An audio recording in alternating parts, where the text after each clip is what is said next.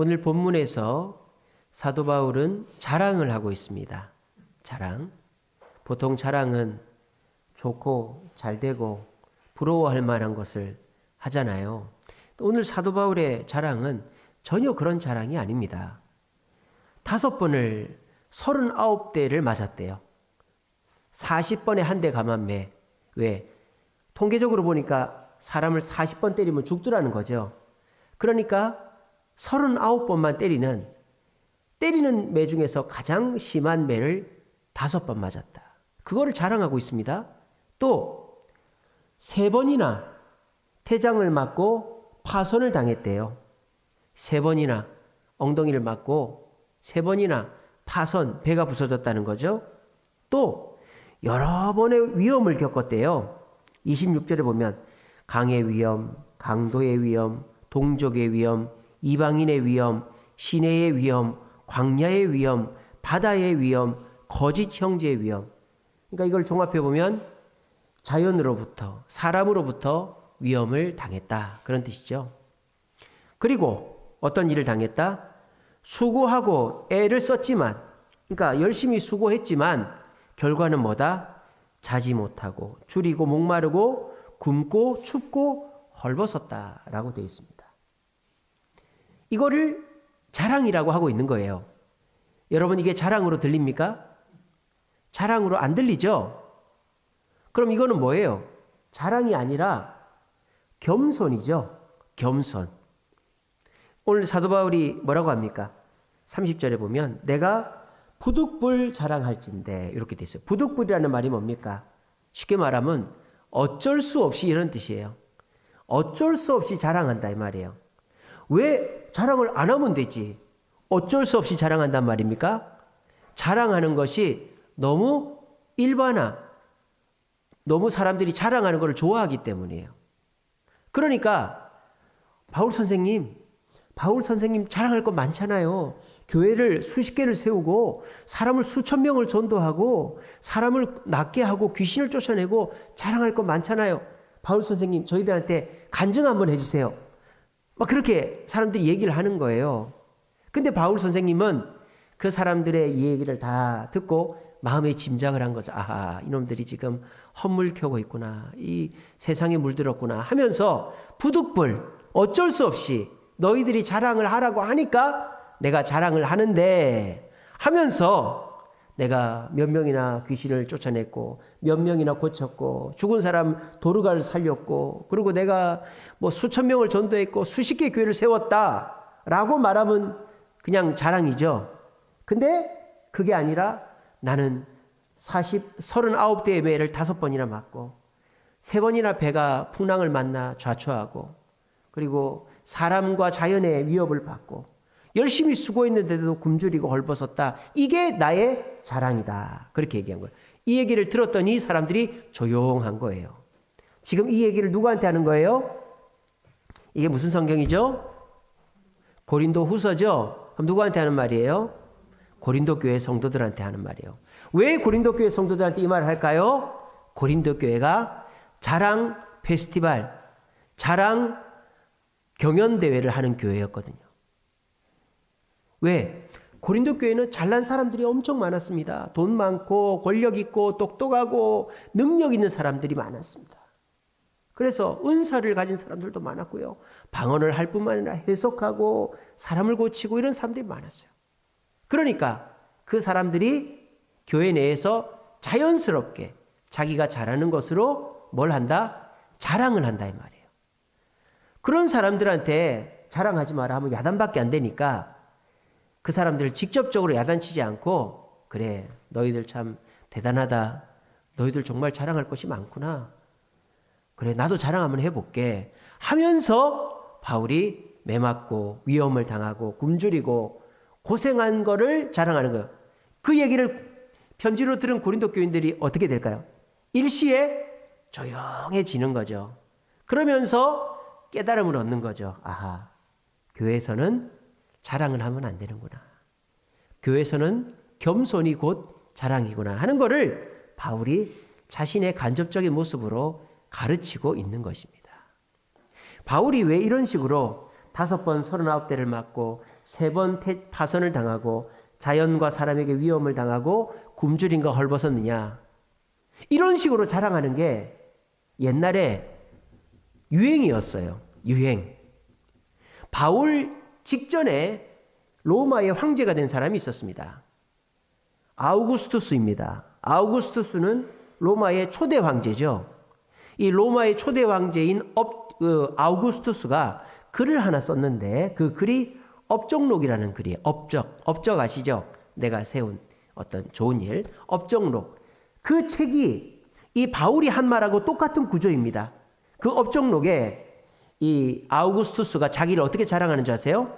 나는 3번 연설대회에서 우승했고 21번 황제로 지명을 받았고 55번 왕과 왕자들의 항복을 받았고 13번 집정관을 했다.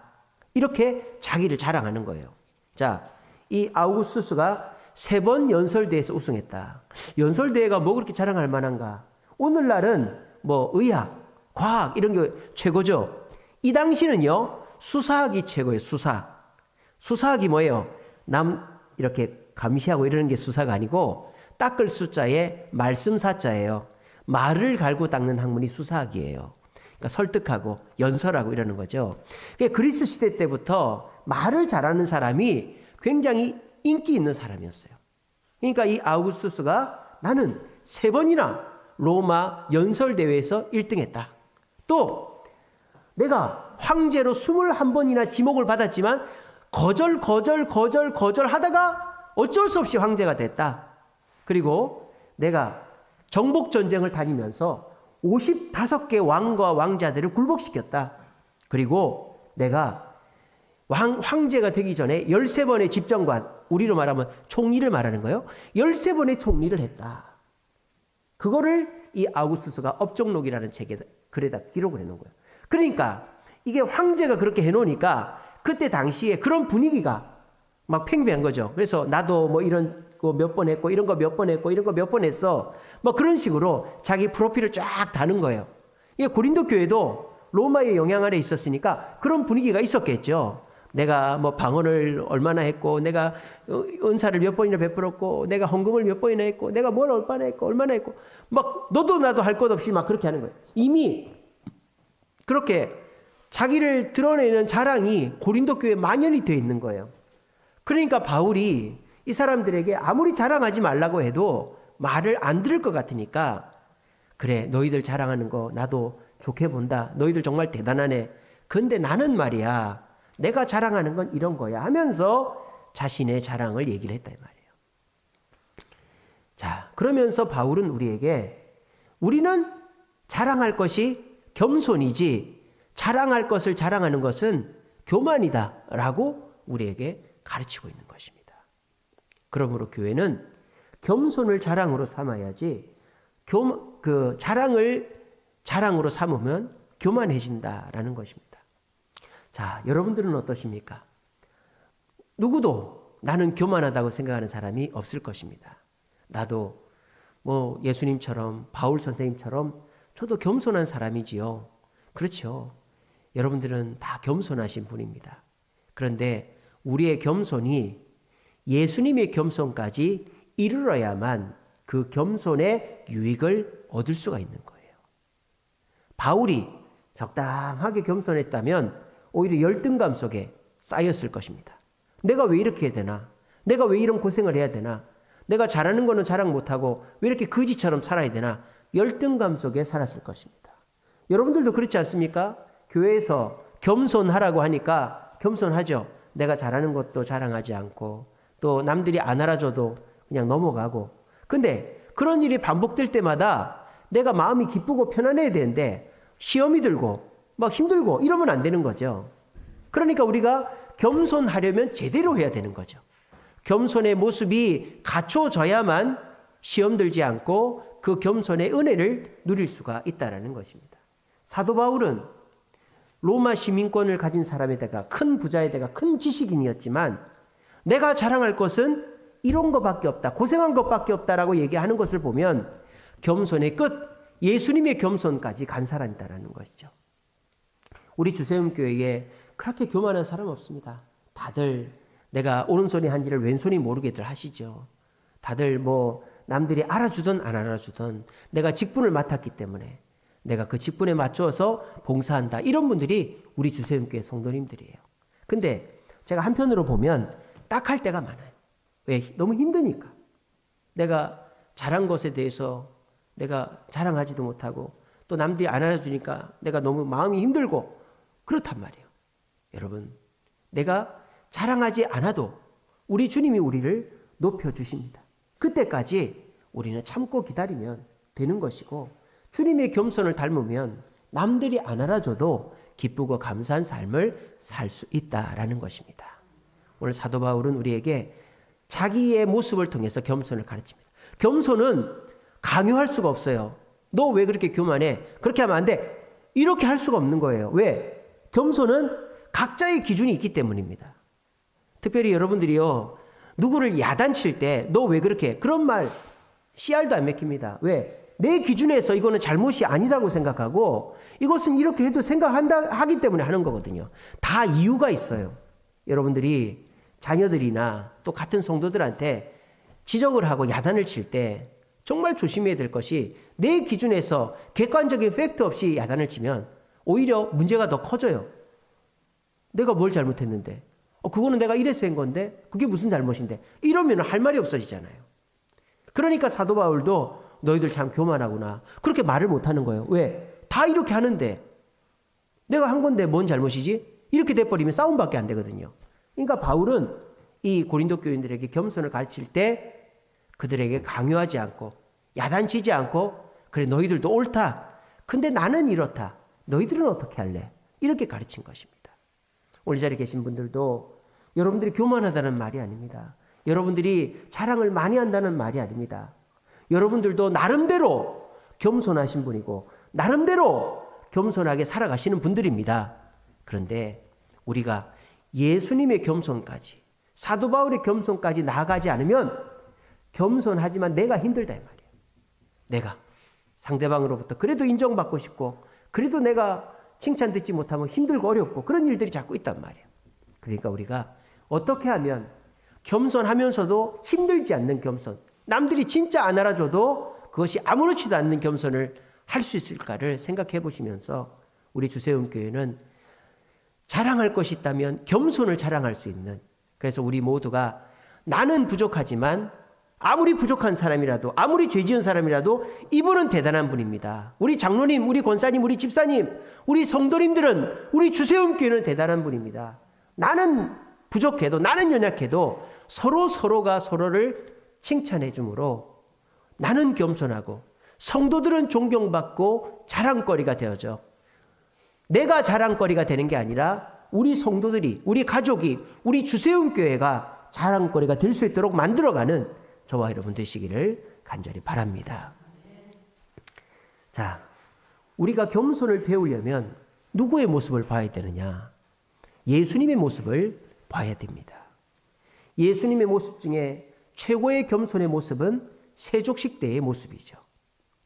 제자들, 고린도 교회 성도들이 내가 이번에 뭐를 했어, 뭐 승진을 했어, 돈을 벌었어, 땅을 샀어, 뭐 집을 샀어, 막 자랑하고 있었던 것처럼 예수님의 제자들도 예수님이 십자가 달리기 전날 밤인데 자랑하기에 서로 정신이 없는 거예요. 야, 내가 더 예수님 오래 따라다녔고 예수님 원하시는 거 다 들어줬으니 내가 첫 번째 할 거야. 내가 두 번째 할 거야. 내가 세 번째 할 거야. 막 서로가 자랑하면서 자리 싸움을 하고 있었던 거예요. 근데 그들한테 야단을 쳐본들, 그들한테 가르쳐본들 아무 소용이 없는 거예요.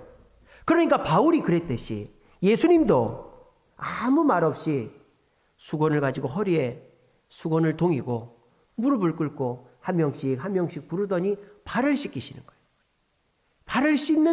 발을 씻기시는 동시에 제자들이 어떻게 됩니까? 자기들의 교만이 다 드러나게 되고 예수님의 겸손이 눈앞에 들어오게 된 것입니다. 그렇게 해서 예수님은 제자들에게 뭐라고 말씀하시느냐? 요한복음 13장 16절 말씀입니다.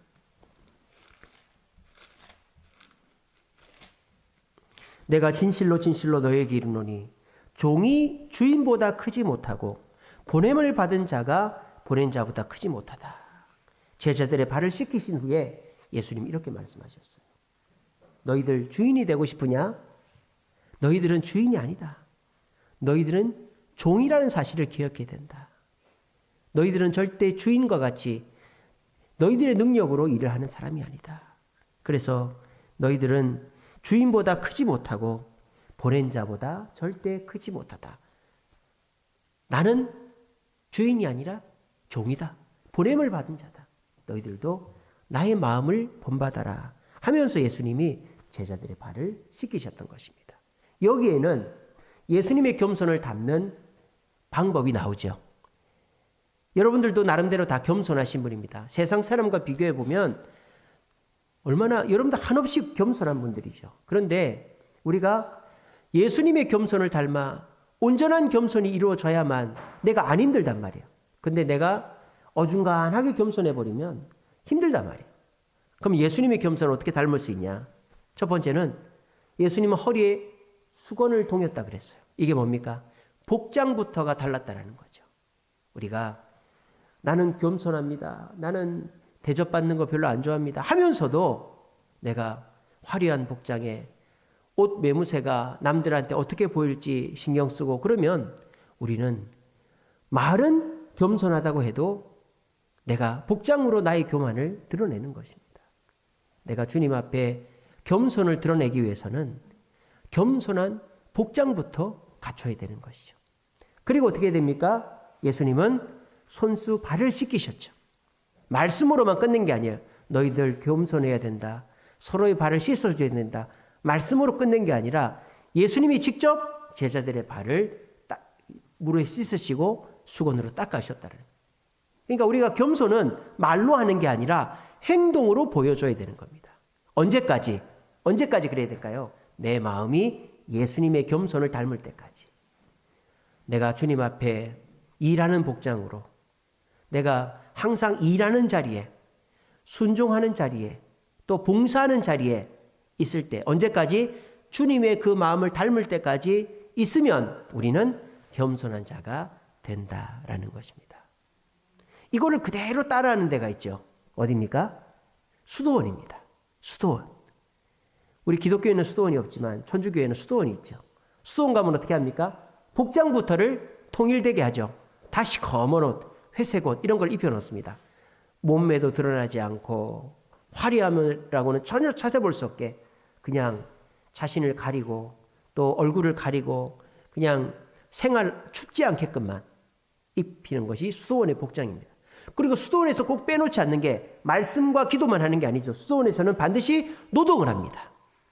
외부에서 갖고 오는 음식은 최소한으로 하고요.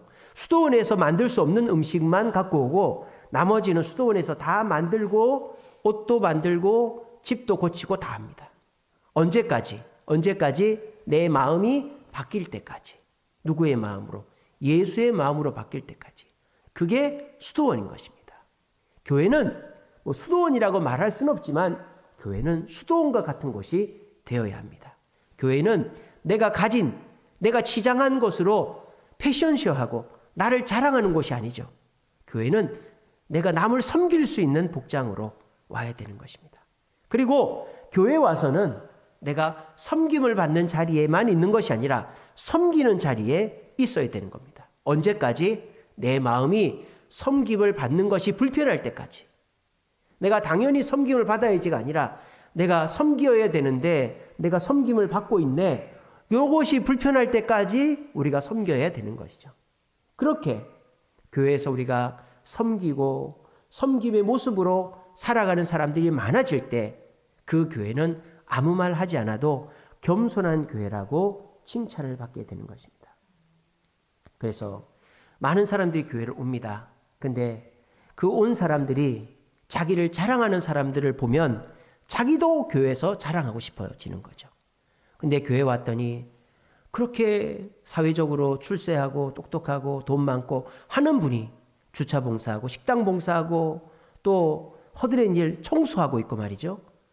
그리고 그분들이 그냥 할머니, 할아버지 또 연약한 분들 앞에 가서 막 섬기고 막 어떻게 오셨습니까? 막 인사하고 말이죠. 그리고 그렇게 하는데도 오히려 옆에 와가지고 누가 와서 손가락질하고 이렇게 했네 저렇게 했네 해도 표정 하나 안 바뀌고 아이고 죄송합니다 하고 하는 사람들을 보면 어떻게 될까요? 아하, 교회는 이런 데인가 보다. 돈 많다고 권력 있다고 지식 있다고 대접받는 곳이 아니라 교회는 그런 사람들 또한 남을 섬기는 곳이 교회구나. 그걸 배우게 되는 것이죠. 그러면 어떻게 될까요? 그 교회는 자연스럽게 그렇게 겸손한 사람들이 모여서 겸손을 배우는 공동체가 되어지는 것입니다. 우리 주세움 교회는 그런 교회라고 믿습니다. 우리 교회, 우리 장로님서부터 우리 권사님들 보면은 오른손이 한 일을 왼손이 모르게 합니다. 뭐를 해도 절대 얘기를 하지 않아요. 그래서 누가 뭘 했는지를 몰라요. 제가 얘기를 안 하면 모르죠. 우리 장로님이 여기 사다리 어제 죽는 줄 알았어요. 사다리 저기 있는데 못 꺼내가지고 장로님하고 저하고 얼마나 고생했는지 몰라요. 이런 얘기를 안 하면 여러분들 모르죠. 우리 장로님 얘기를 안 하니까. 그러니까 우리 교회는 장로님, 권사님, 집사님들이 다 얘기를 안 해요. 그래서 정말 겸손히 분위기가 딱 잡혀 있는 교회라고 저는 봅니다. 근데 제가 미국에 잠깐 유학을 할 때 분위기 자체가 이 교만이 상식이 돼 있는 교회가 있더라고요. 그러니까 딱 내가 어떻게든지 돋보이려고 내가 안 돋보이면 바보 같은 사람이 되는. 그래서 뭐 음식을 하나를 해도 말이죠. 칭찬받으려고 식사당번을 돌아가면서 하는데 경쟁이 붙는 거예요. 성도들을 맛있게 해주려고 경쟁이 붙는 게 아니고 칭찬받으려고 음식을 막 해가지고 서로 막 싸우고 막 고생하고 막 그리고 서로가 뭘 하나를 하면은 이름 안 냈다고 난리가 나고 말이죠. 그런 교회 제가 봤어요. 그러니까 그 미국에 있는 그 교회는 이제 어떻게 목사님이 컨트롤할 수가 없는 거죠. 우리 그렇게 하면 안 됩니다. 말을 안 듣는 거예요. 다 그렇게 하니까. 그러니까 이미 이제 그런 교회들은 이제 뭐랄까요? 신앙 공동체라기보다 그냥 한국 사람들이 모인 그런 자치회 같은 분위기가 돼버린 겁니다. 그래서 차를 바꿨네. 뭐 요번에 우리 애가 하버드에 들어갔네. 뭐 이번에 한국에서 뭘 보냈네. 뭐 그런 얘기들 하고 앉아 있는 거예요. 그러니까 거기에서 누가 겸손을 배우고 하나님이 어떻게 은혜를 주시겠습니까? 그래서 제가 미국에서 한국 들어와 버린 거예요. 저는 미국에서 목회할 자신이 없더라고요. 그런 성도들 앉혀놓고 설교할 자신이 없더라고요. 그래서 저는 한국에서 그냥 우리 한국 사람들하고 지내는 게 좋겠다. 그래서 들어와 버렸어요. 마찬가지입니다. 오늘 자리에 계신 저와 여러분들은 신앙의 훈련을 잘 받으셔가지고 내가 한 것을 자랑하는 것을 굉장히 꺼려하는 분들이에요. 제가 볼 때. 그래서 여러분들은 겸손의 기본이 잘 갖춰져 있어요. 근데 제가 한 가지 이렇게 안타까운 것은 뭐냐? 그 겸손의 모습으로 만족을 하면 되는데 때로는 시험이 되고 낙심이 될 때가 있으시더라 하는 거예요. 그래서 여러분들이 겸손한 것이 내가 잘한 것을 자랑하지 않는 것이 나쁜 거가 아니다. 그거는 너무너무 잘하시는 거다. 그거를 말씀드리고 싶어서 오늘 설교를 하는 겁니다. 여러분, 우리가 내가 잘한 것을 얘기하지 않고 또 내가 잘한 것을 남들이 알아주지 않는다고 해서 없어지는 것이 아님을 기억하시기 바랍니다. 사람이 나에게 칭찬을 하면 없어지는 거예요. 지금부터 그렇게 생각하세요. 누군가가 나를 칭찬하면 그 일은 없어집니다. 하지만 내가 잘한 것을 끝까지 사람들이 모르고 칭찬을 하지 않으면 그것은 주님이 아시고 주님이 나와 내 자식들과 내 성도들에게 그리고 하늘의 면류관으로 갚아주실 줄로 믿으시기를 바랍니다.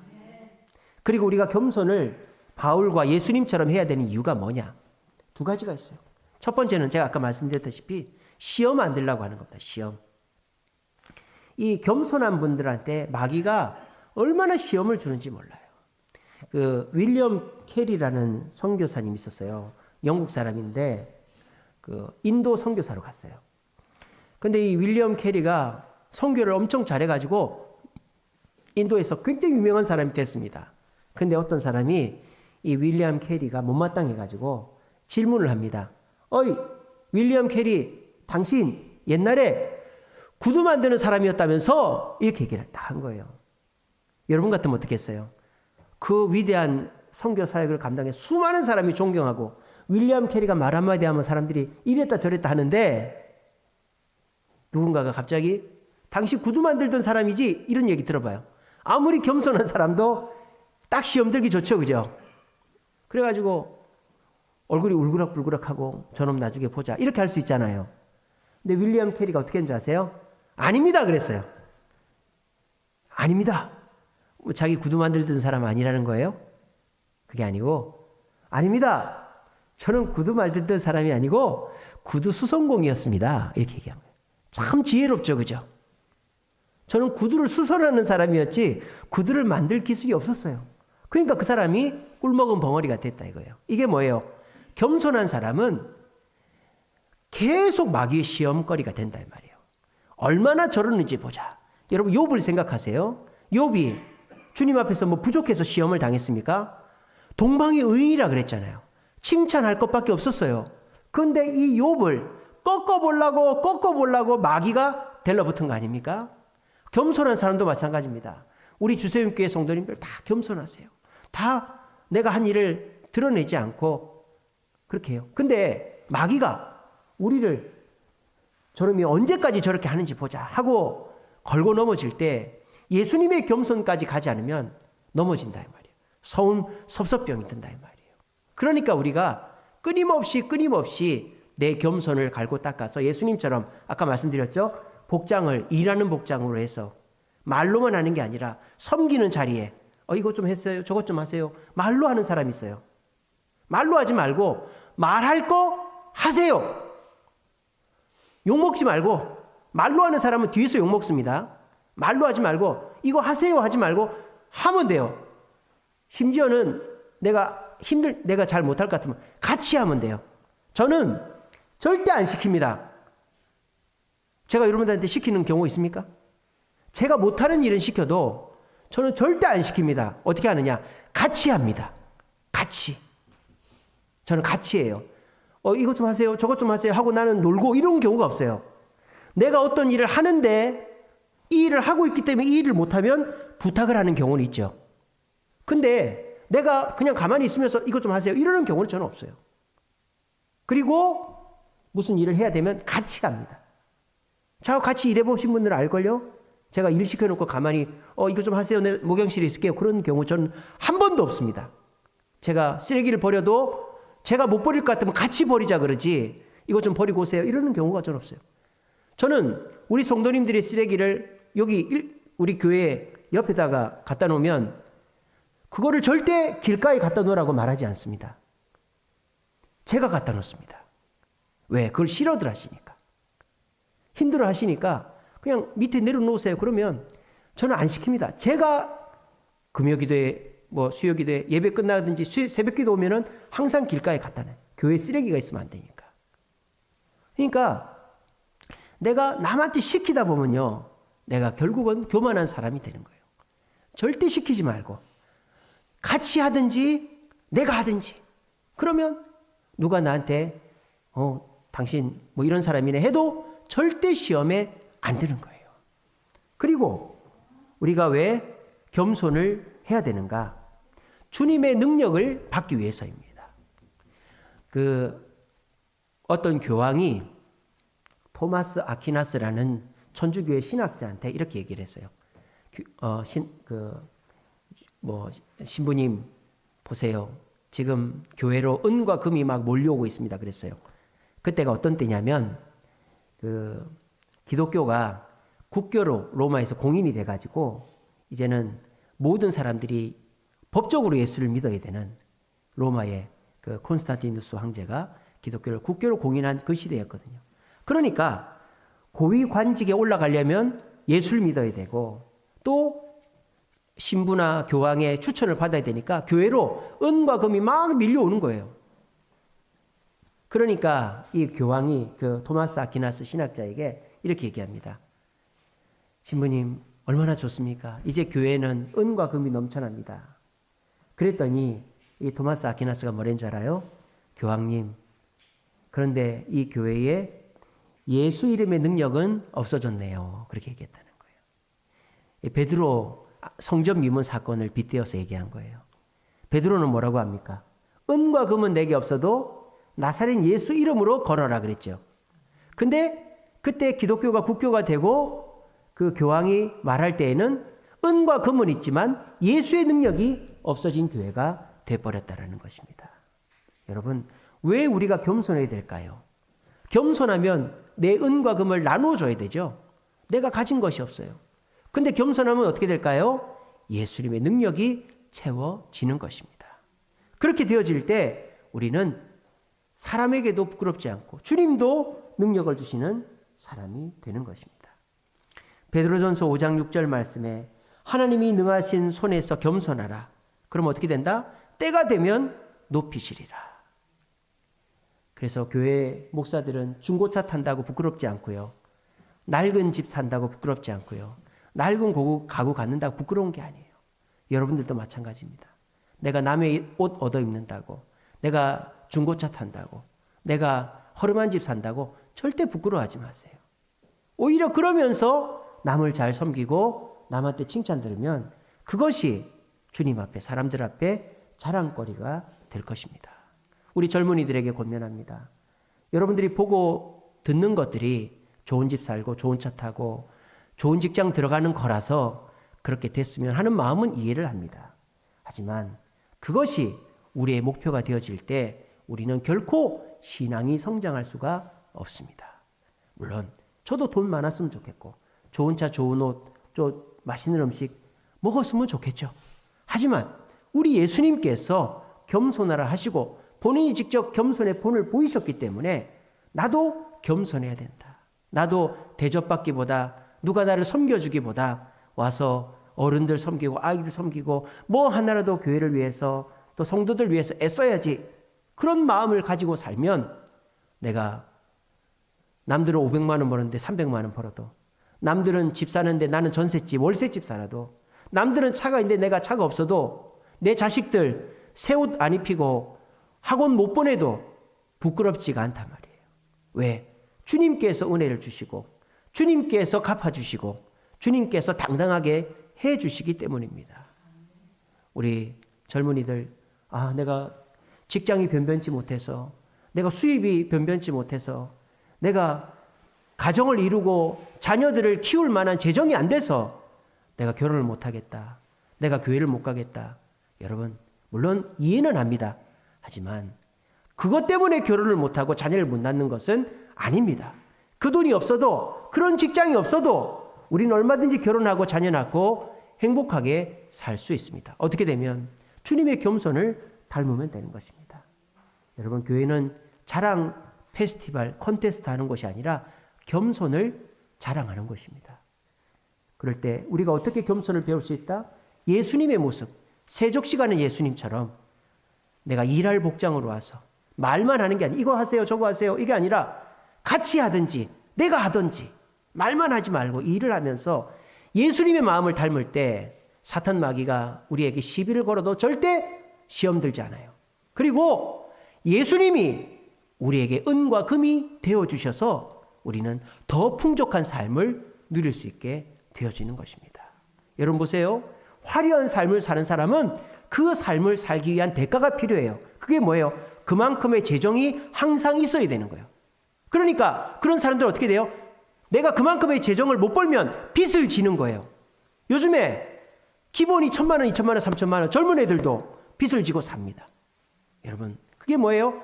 내가 자랑거리를 유지하려다 보니까 수입은 없는데 자랑을 해야 되니까 빚이 늘어나는 거죠. 왜 그렇게 합니까? 자랑을 안 하면 되지. 내가 자랑거리가 없어도 상관이 없으면 빚이 없어도 되는 거 아니겠어요? 그게 교회에 있다 이 말이에요. 교회는 내가 명품이 되면 되지, 내가 입은 옷, 내가 들고 다니는 휴대폰, 내가 다니는 차가 명품일 필요는 없는 거예요. 아시겠어요? 우리 젊은이 분들 아시겠어요? 여러분들이 명품이면 됩니다. 내가 명품이면 되고, 내 성격이 인품이 명품이면 되고, 사람들이 나를 명품으로 바라봐 주면 되지, 내가 어떤 옷을 입었건 어떤 차를 타건 어떤 직장에 다니건 이거는 중요한 것이 아니다라는 것입니다. 우리 모두 예수님의 겸손을 닮아서 사람들이 교만으로 자기를 드러내려고 할 때 우리는 더 예수님처럼 낮은 곳으로 가서 그것이 내 자랑이 되고 사람들에게 칭찬 듣고 또 우리 교회 오는 사람들은 이 교회는 자랑하는 데가 아닌가 봐. 저 장로님, 저 권사님, 저 집사님처럼 해야 칭찬받는 곳인가 봐 하면서 겸손이 상식이 되고 겸손을 가르치는 교회 되기를 간절히 바랍니다.